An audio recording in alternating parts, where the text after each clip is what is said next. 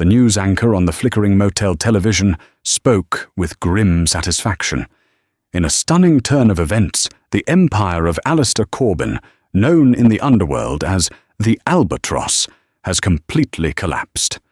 Federal agents are calling it the single largest data leak in organized crime history. The camera panned across a live feed of Corbin Tower, a monument of black glass and steel, now swarming with FBI agents carrying evidence boxes. Alistair Corbin, hunched over a peeling Formica table, watched his life's work being dismantled. The room smelled of stale beer and desperation. His custom-tailored suit was stained, his silk tie askew. He looked at his own reflection in the dark screen, a ghost haunting the ruins of his own kingdom. And for a fleeting second, superimposed over his own haggard face, he saw hers. The waitress. The girl with the cheap locket. Her eyes, reflected in the glass, were not triumphant. They were like chips of ice. 6 months earlier, the world had smelled of leather, expensive perfume, and fear. The Gilded Cage was Alistair Corbin's personal coliseum, a restaurant where the city's powerful came to kiss his ring. He sat at his usual table, a throne of plush velvet, flanked by the Ward twins, Hector and Boris, 2 identical mountains of muscle and menace. Anna moved between the tables, a phantom in a black apron. She was efficient, quiet, invisible. That was the goal. Invisibility was safety. "You," Corbin's voice was a low growl that cut through the restaurant's polite hum. Every head in the vicinity lowered. Every conversation died. Anna froze, her tray of empty glasses suddenly feeling impossibly heavy. "Yes, Mr. Corbin?" He didn't look at her. He stared at his water glass, turning it slowly. "There is a smudge.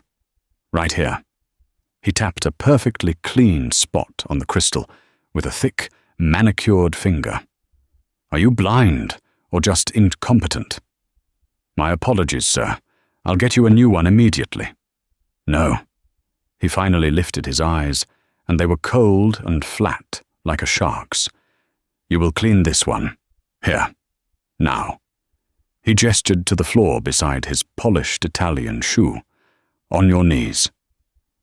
A tremor ran through Anna. The room was watching. She could feel the weight of their pity and their relief that it wasn't them. Swallowing the acid taste of humiliation, she knelt. Her knees cracked on the marble floor. She took a clean cloth from her apron pocket, her hand shaking. As she reached for the glass, he pulled it back. "Wait." A cruel smile played on his lips. He picked up his wine glass, a deep, blood-red vintage, and deliberately poured a stream of it onto her chest. It soaked her uniform and splashed onto the simple silver locket that always rested against her skin. The wine was cold, a shocking violation. But it was the locket that made her breath catch. It had been her father's. "Oops," Corbin said, the word dripping with insincere charm. "Clumsy me." He looked down at the puddle of wine on the floor around her, then at the tarnished locket lying in the middle of it. He reached into his pocket, pulled out a single, gleaming penny, and flicked it. It landed with a tiny, pathetic splash in the red wine. "For your trouble. Trash belongs on the floor, after all." Hector and Boris chuckled, a low, rumbling sound. Anna didn't move. She stared at the penny, at the locket her father had given her the day before he died, swimming in a pool of expensive wine on the floor of a rich man's playground. In that moment, something inside her, something she had kept locked away and buried for years, began to wake up. She slowly picked up the locket, wiped it on a clean part of her apron, and rose to her feet. She didn't look at him. She couldn't. If she looked at him, the entire restaurant would see the promise of annihilation in her eyes. "I'll get your new glass, sir," she said, her voice a dead, empty whisper. Back in her cramped apartment, the scent of antiseptic clung to the air. Her mother, Clara, was propped up on a pile of pillows, a thin tube running from an oxygen concentrator to her nose. The machine's rhythmic puffing was the soundtrack to their lives. "How was work, sweetie?" Clara asked, her voice raspy. "The usual," Anna lied, forcing a smile as she cleaned the wine stain from her locket with a soft cloth. "Rich people being rich." Clara coughed, a dry, rattling sound that sent a familiar spike of fear through Anna's heart. The landlord was by again, talking about the building being sold. "It's making everyone nervous." "Don't you worry about that, Mum," Anna said, her voice softer now. "I won't let anyone bother you." After her mother fell into a fitful sleep, Anna moved to the small desk crammed into the corner of the living room. She pulled out a laptop that looked ancient, but hummed with custom-built power. Her fingers, which had trembled with humiliation hours earlier, now flew across the keyboard with a dancer's grace. Lines of code scrolled across the screen, a language only she and a handful of others on the planet could truly understand. The world knew her as Anna, the quiet waitress. But in the deep, dark corners of the web, she had another name: Nix. Before she was Anna, she was Catherine Reed, a prodigy recruited by a shadowy government agency straight out of MIT. She was their ghost, their digital scalpel, until a mission went sideways. They burned her, erased her, and left her for dead. So Catherine Reed died, and Anna was born, hiding in plain sight, using her meager earnings to pay for the experimental treatments that kept her mother breathing. The next evening at the Gilded Cage, chaos erupted. The restaurant's point-of-sale system, the digital brain that handled every order and every payment, crashed spectacularly. Waitstaff stood holding useless tablets. The manager, a perpetually sweating man named Gerald, was on the verge of a panic attack. Alistair Corbin was livid. "What is the meaning of this? I have the deputy mayor waiting for his check." Anna watched from the sidelines, her expression placid. She saw her opening. She approached Gerald. "My brother works in IT," she said, her voice just loud enough for Corbin to overhear. Sometimes a hard reboot of the main terminal can fix a network jam. Gerald looked at her, desperate enough to try anything. "Show me." She walked to the main terminal behind the bar. Corbin watched, his eyes narrowed with impatience. "Get on with it, girl. I don't have all night." Anna's fingers danced over the keyboard. To the untrained eye, she was just typing reboot commands, but she was doing so much more. In less than 30 seconds, she navigated through the restaurant's flimsy firewall, piggybacked onto its connection to the main Corbin Tower network, and injected a tiny, elegant piece of code. A digital sleeper agent. She created a persistent back door, cloaked it to look like a system diagnostic tool, and then, as a final flourish, actually did reboot the system. The screens flickered back to life. The printer's whirred. Orders began flowing again. Gerald could have kissed her. "Anna, you're a lifesaver." Corbin just grunted, unimpressed.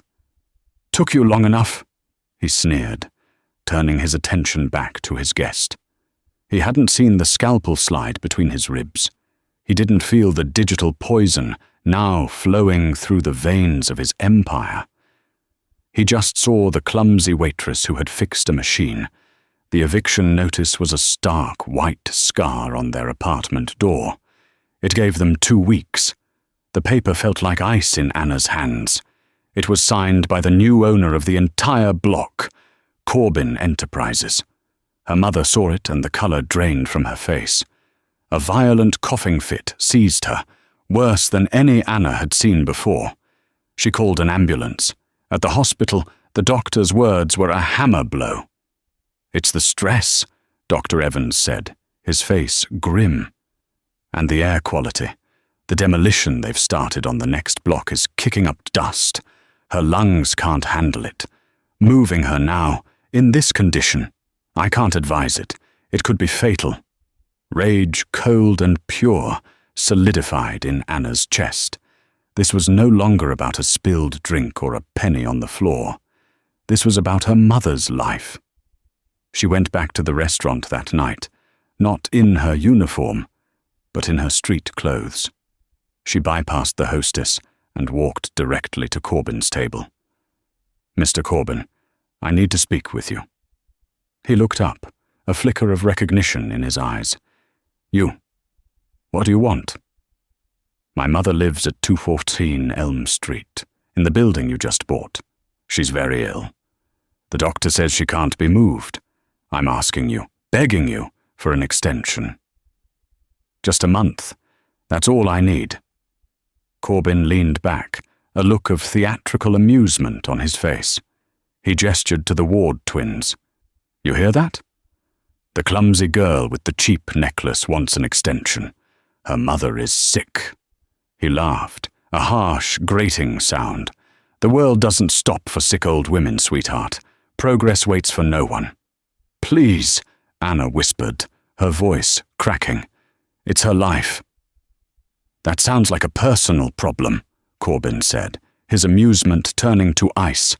"Now get out of my restaurant before I have you thrown out." "You don't understand.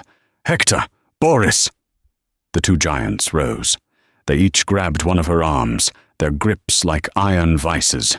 They dragged her through the restaurant, past the gawking patrons, and shoved her through the front doors. She stumbled and fell to the hard pavement. The eviction notice, which she had been clutching in her hand, fluttered down and landed on the grimy sidewalk beside her. The point of no return had been crossed. Catherine Reed was back. For the next 72 hours, she didn't sleep. Fueled by coffee and cold fury, she sat at her laptop in the dim hospital waiting room, the rhythmic beep of her mother's heart monitor, a constant reminder of the stakes. The back door she had planted was her way in. From there, she moved through Corbyn's digital world like a wraith. She found his financial servers, his encrypted communications, his offshore accounts. It was a fortress, but she was the architect of 100 such fortresses. She knew where the cracks would be. She found what she was looking for, a massive $200 million deal. Corbyn was partnering with Yamato Consolidated, a Japanese tech firm, to build a new data center. It was his attempt at legitimacy, a way to launder his reputation. The final wire transfer was scheduled for Friday at 3 p.m. Catherine built a digital trap.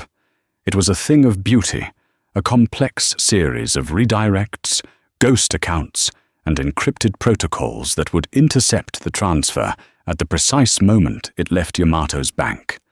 It was the most intricate piece of code she had ever written.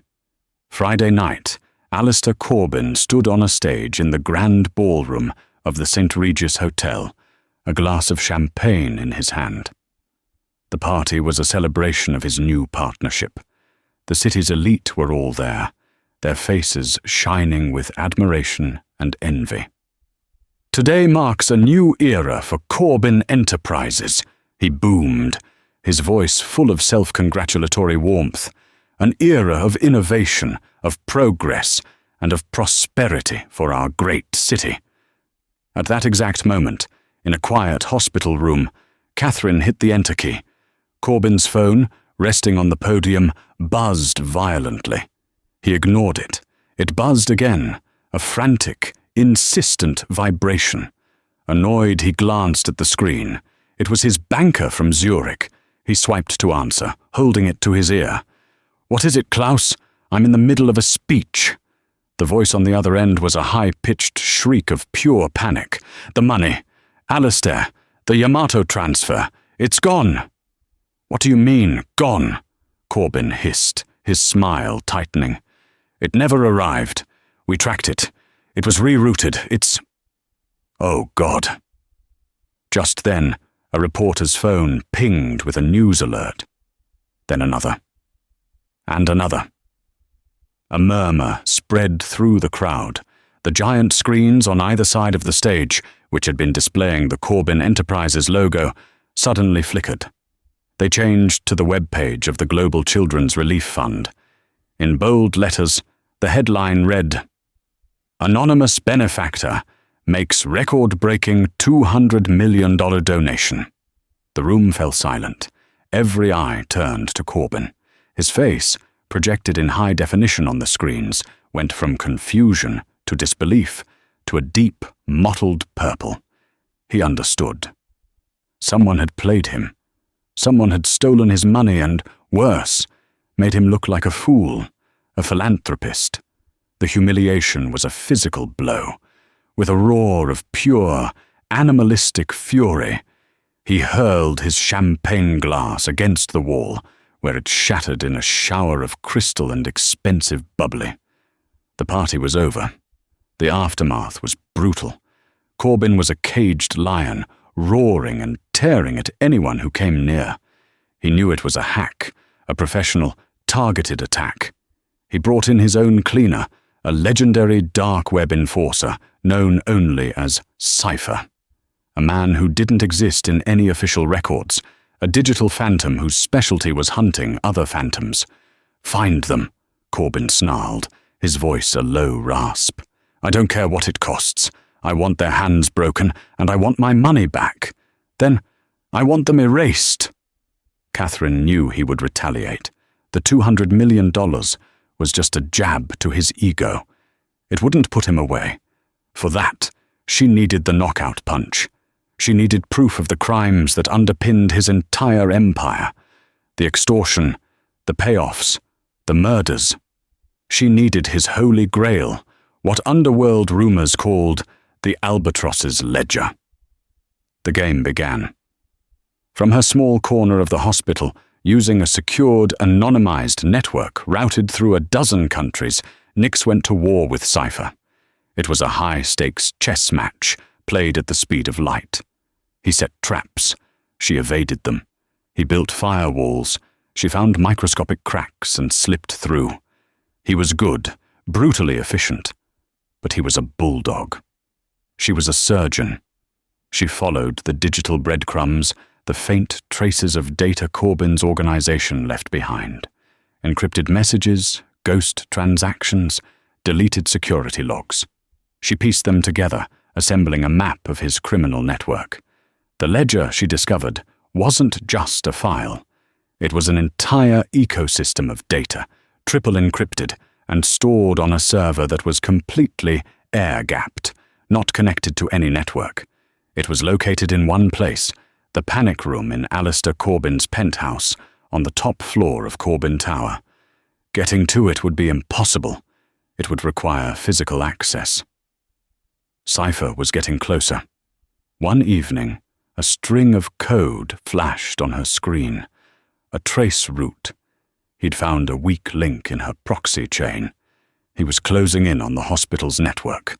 She had minutes, maybe less. She had to move. She packed her gear into a backpack, kissed her sleeping mother's forehead, and slipped out into the night. She couldn't risk him finding her. Couldn't risk him connecting Anna the waitress to her mother. She needed a new base of operations, and she needed to get inside that tower. She found a flaw in the building's maintenance schedule. A third-party data services company was scheduled to perform a server upgrade in the sub-basement data center. It was the perfect cover. The night of the upgrade, Catherine, dressed in a stolen technician's uniform, walked into the belly of the beast. Her heart hammered against her ribs. The Ward twins were there, overseeing security. Their eyes, cold and empty, swept over her. But they saw only the uniform, the clipboard, the illusion of a nobody. She found the server rack she was looking for. While the real technicians were busy at the other end of the room, she opened a panel. Her hands moved with practiced speed. She wasn't just installing an upgrade. She was planting a weapon. A small hardware keylogger, no bigger than a thumbnail, designed to capture every keystroke on the internal security network. "Hey, you!" Catherine's blood ran cold. It was Hector's voice. She slid the panel shut just as he rounded the corner. "What are you doing over here? This section's already done." "Just double-checking the thermal paste application, sir," she said, keeping her voice flat and her eyes down. "Can't be too careful with these older units." He grunted, his gaze lingering on her for a moment too long. "Just finish up and get out." She nodded, not daring to breathe until he had turned and walked away. She had what she needed, a direct line into the tower's central nervous system. The keylogger would give her every security password, every camera code, every electronic lock combination. But she still needed a way to move through the building without arousing suspicion. She needed an ally, however unwitting. Her mind raced back to the gilded cage, to the perpetually sweating manager, Gerald. A quick search of public records confirmed her suspicion. Gerald had been fired the day after the POS system crash, publicly humiliated by Corbin and blamed for the technical incompetence that had embarrassed him. He was the perfect loose thread. She found him working at a dingy sports bar on the other side of town. He looked tired and defeated. She approached him not as Anna, but as a freelance journalist investigating wrongful termination cases. "Mr. Corbin has a reputation for being a difficult employer," she said, her voice sympathetic. Gerald scoffed, wiping down the bar with a grimy rag. "Difficult? He's a monster. He ruined me over a computer glitch, threw me out like I was nothing." "I believe you," Catherine said softly, "and I think there's a way to make sure he can't do that to anyone else. But I need something only you would have. A master keycard for the service elevators at Corbin Tower. For a story I'm working on." He looked at her, fear warring with a burning desire for revenge in his eyes. "If he finds out, he won't," she assured him. "He'll be too busy to worry about a man he's already forgotten." The next day, a worn keycard arrived in a plain envelope at a P.O. box she had set up. The final piece was in place. The City Founders Gala was Corbin's desperate attempt to reclaim his narrative. He had to project an image of unshakable power, to laugh in the face of the mysterious enemy who had humiliated him. His ego demanded it. Catherine used the last of her emergency funds to buy a ticket, a simple black dress that was elegant but forgettable, and a pair of heels she could run in if she had to. When she looked in the mirror of a public restroom, Anna the waitress was gone. In her place stood a cool, confident woman no one would recognize. A ghost ready for the haunting. The night of the gala, she arrived early, blending in with the catering staff. Using Gerald's keycard, she bypassed the main elevators and took a service lift to the 49th floor, one level below the penthouse ballroom. She found a secluded maintenance corridor she had identified from the building's blueprints. From there, she slipped onto a private terrace, a place for quiet contemplation and backroom deals, offering a clear view of the city lights twinkling below like a million unblinking eyes. She found a spot deep in the shadows behind a large stone planter and waited, her heart a steady, cold drum in her chest. She didn't have to wait long. Alistair Corbin, flanked by Hector and Boris, stepped out onto the same terrace for a final cigarette before his grand entrance. He was preening, adjusting his bow tie in the reflection of the glass doors, soaking in the view of the city he believed he owned. Catherine stepped out of the shadows. "It's a beautiful view, isn't it? The way you can look down on everyone from up here?" Corbin turned, startled. He didn't recognize her. He saw an elegant stranger in a black dress, not the clumsy waitress from his restaurant. His eyes did a quick, dismissive scan. "Do I know you?" "You should," she said, her voice calm and even. "You once gave me a penny for my troubles." She held up a small evening clutch, and for a second he saw the faint glint of a silver chain peeking out. Recognition dawned. slow at first, then hardening into contemptuous amusement. You, the waitress. I should have known you had a screw loose. How in God's name did you get in here? Did you come to beg for your mother's apartment again? I thought I had you thrown out once before. No, Catherine said, taking a step closer. The Ward twins tensed, their hands instinctively moving inside their jackets, but Corbin waved them down, a cruel smirk spreading across his face. He was enjoying this. I came to talk about my father. Corbin's smile faltered, just for a fraction of a second. I have no idea what you're talking about. His name was Daniel Reed, a public defender. 15 years ago, he was building a case against a real estate developer for extortion and fraud in the Elm Street redevelopment project. Your first big project. He had witnesses, documents. He had you dead to rights. He was going to expose you before you even became a name. But then he just disappeared, vanished into thin air. The case fell apart. The witnesses recanted. Funny how that happens. Corbin's face became a mask of stone, his eyes turning to black ice. That's a sad story. It has nothing to do with me. He carried a silver locket, Catherine continued, her voice unwavering as she pulled it from her clutch, letting it dangle from its chain. It looked small and insignificant in the vast, glittering expanse of the city. He gave it to me the morning he disappeared. He said it would always keep me safe. It was the only thing the police returned to my mother. That, and an empty wallet. She let the silence hang in the cold night air. The city hummed below them, oblivious. Corbin let out a short, harsh laugh, the sound devoid of any genuine humor. So that's what this is about? Some pathetic, decades-old grudge? You're the one who stole my 200 million, aren't you? You're Nix. He spat the name like a curse. A rounding error, a momentary inconvenience. You think you've accomplished something? You have no idea what you've done, little girl. I hired the best, a man named Cypher.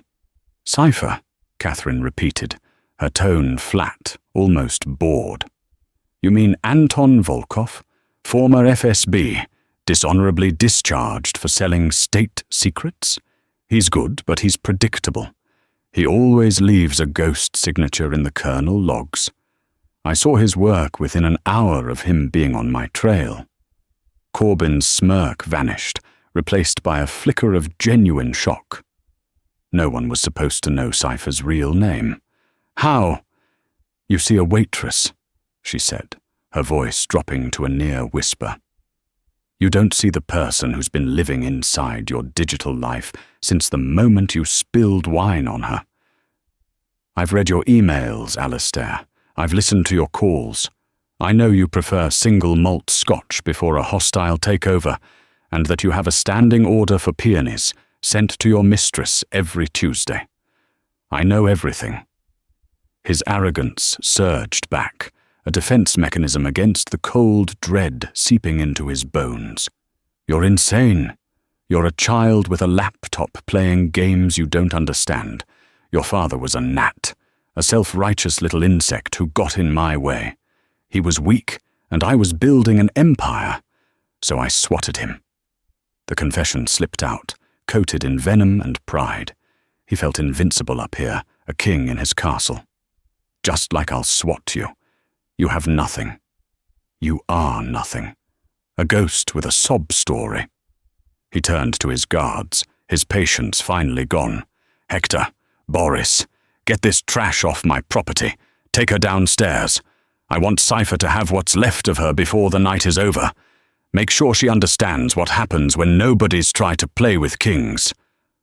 As the two giants moved toward her, Catherine held up her phone.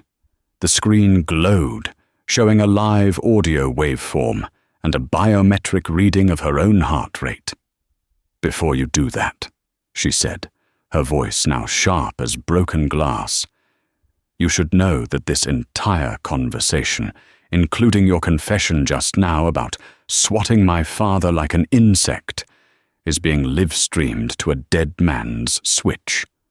If my heart rate stops, or if I don't enter a passcode every 60 seconds, the entire recording, along with a starter kit of your financial crimes, gets sent to every major news outlet on the planet. The appetizer, if you will. Hector and Boris froze, looking at their boss. The flicker of fear in Corbyn's eyes was no longer subtle. It was a raging fire. He stared at her, at the absolute certainty on her face. He had miscalculated. Horribly. "You're bluffing," he hissed, the words lacking conviction. "Am I?" Catherine smiled, a cold, sharp thing that didn't reach her eyes. "You think I'd walk in here without an insurance policy? That's your move, Alistair, not mine. The thing about your empire is that it's built on fear. But you can't scare someone who has already lost everything. You're giving a speech. You should go. Your guests are waiting." She gestured back toward the ballroom.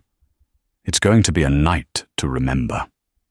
She turned and walked back into the building, melting into the crowd before he could react, leaving him standing on the terrace, the wind whipping at his perfect suit, his perfect world suddenly tilting on its axis.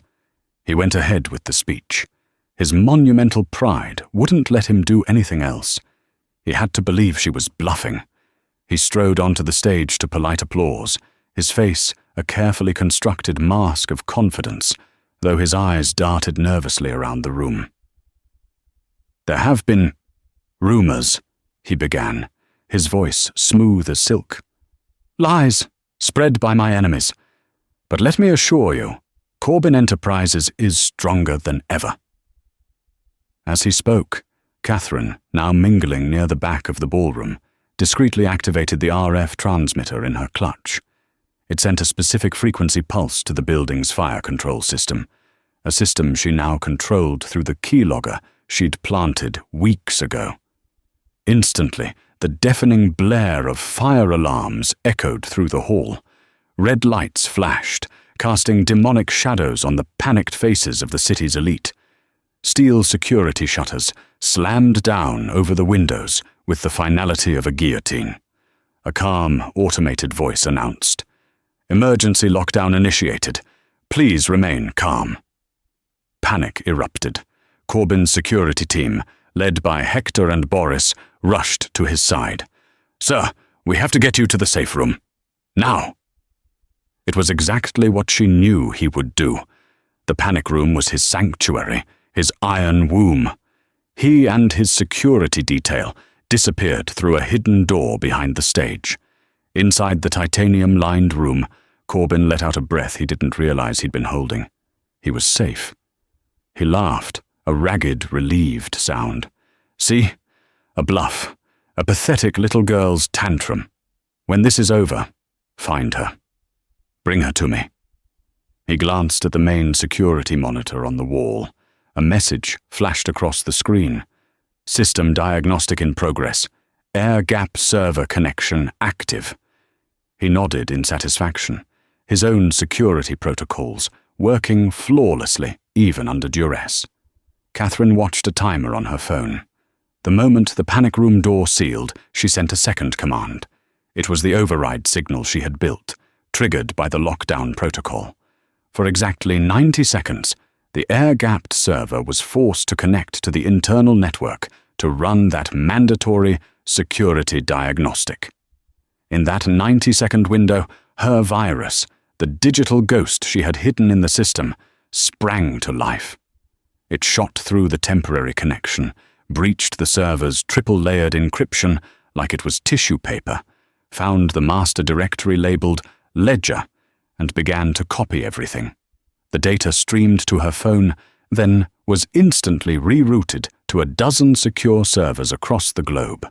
The anatomy of a monster in ones and zeros, payoffs, blackmail, extortion plots, murder contracts, the life's work of a predator.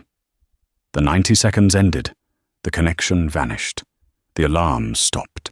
The security shutters retracted with a heavy groan. A flustered event manager came on stage. Apologies, ladies and gentlemen. A false alarm. A system malfunction. A few minutes later, Alistair Corbin returned to the podium, looking smug and relieved. The lockdown had worked perfectly. His systems were secure. The waitress had been bluffing after all. He felt powerful again, in control. He tapped the microphone, a condescending smile on his lips. As I was saying, he never finished the sentence. The massive screens behind him, which had returned to displaying his corporate logo, flickered and died. For a heart-stopping second, there was only darkness. Then they flashed back to life, not with his logo, but with a spreadsheet. It was a wire transfer, detailing a payment of $500,000 to a superior court judge, dated the day before a rival's lawsuit was mysteriously dismissed. Then an audio file began to play. Corbin's voice, amplified by the ballroom's perfect acoustics, filling the stunned silence. He's a problem. Make him disappear. I don't want a body. I just want him gone. The screen split, showing a grainy security video of Hector and Boris breaking a shopkeeper's legs for refusing to sell his property. Then, a document, a signed order for the demolition on Elm Street, with a handwritten note in the margin. Clear them out. No extensions. Then, another audio file. This one, crystal clear, recorded only minutes ago from a windswept terrace. Your father was a gnat, a self-righteous little insect who got in my way. I swatted him. A collective gasp, sharp and unified, went through the room. Corbin froze. His face went slack, the blood draining from it, leaving a pasty, grey mask of absolute horror. His hands began to shake violently, his knuckles turning bone-white as he gripped the podium for support. He looked out at the sea of horrified faces, the city's elite, his so-called friends, all staring at him as if he were death itself. Phones were out, recording. The reporters in the room were already live-streaming. His eyes scanned the crowd, wild and desperate. And then they found her. Catherine stood near the back of the room, no longer hiding. Her expression was utterly serene. She slowly raised her hand, and dangling from her fingers was the simple, tarnished silver locket. Their eyes met across the ruined landscape of his life. In that moment, he knew. He knew who she was, what she was, and that his life was over. It wasn't about the money or the humiliation. It was about a promise a daughter had made to her murdered father 15 years ago. He had been hunted, dismantled, and destroyed by a ghost he never even knew existed. Chaos erupted, but before anyone could flee, the main doors of the ballroom burst open. FBI agents swarmed in, weapons drawn. Alistair Corbin, you are under arrest for racketeering, conspiracy, and the murder of Daniel Reed. Corbin didn't resist. He was a hollow shell. They cuffed him on the stage he had built for his own glorification, his expensive suit rumpled, his face a mask of utter ruin. As they led him away, his gaze remained locked on Catherine, a look of pure, unadulterated hatred mixed with the dawning, soul-crushing understanding of his own monumental arrogance. Months later, the morning sun streamed into a bright, clean apartment with a view of the park. The air didn't smell of antiseptic anymore. It smelled of fresh flowers and brewing tea. Clara sat by the window, reading a book. Her breathing was easy and clear, the oxygen concentrator long gone. Catherine stood beside her, looking out at the city skyline. Her gaze fell on the black glass monolith that had once been Corbin Tower. A crew of workers was hoisting a massive new sign up its side. It read, "The Daniel Reed Foundation for Community Justice." Using the substantial whistleblower reward and Corbin's seized assets, which she had successfully petitioned the court to redirect, she had acquired the building. The symbol of his greed would now be a beacon of hope, converted into affordable housing, a free legal clinic, and a community centre for the very neighbourhoods he had spent a lifetime exploiting. Gerald, the manager he had so carelessly discarded, was now running the Foundation's outreach programme, his spirit restored.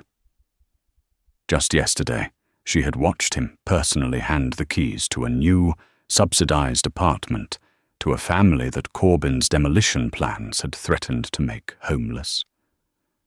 He always said one person could light a candle in the dark, her mother said softly, placing a hand on her arm. He never knew that one day his own daughter would light up the whole city. He would be so proud of you, Katie. Catherine reached into her pocket and pulled out the old silver locket. She opened it, looking at the smiling, faded photograph of her father. "I know, Mom," she whispered, her voice thick with emotion. A single tear, not of sorrow but of peace, traced a path down her cheek. The waitress was gone. The ghost named Nix was dormant. Catherine Reed was home. And for the first time in a very long time, the scales of justice felt perfectly, irrevocably balanced.